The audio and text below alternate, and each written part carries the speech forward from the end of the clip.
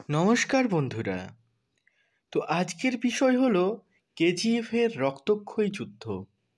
ভিডিওটি পুরোপুরি দেখুন, তাহলে আপনাদের ভালো লাগবে।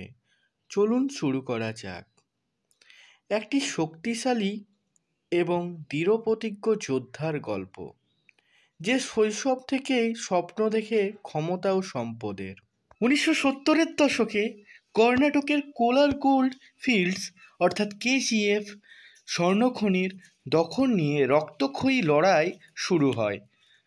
রকি এক গরিব পরিবারের ছেলে মুম্বই গিয়ে ওয়ার্ল্ড ডন হয়ে ওঠে এবং তাকে পাঠানো হয় কেজিএফ দখলের মিশনে। সেখানে পৌঁছে সে দেখতে পায় হাজারো শ্রমিক অত্যাচারের শিকার। প্রতিশোধ ও ন্যায় বিচারে তীব্র আকাঙ্ক্ষায় সে একের পর এক প্রতিপক্ষকে ধ্বংস করে।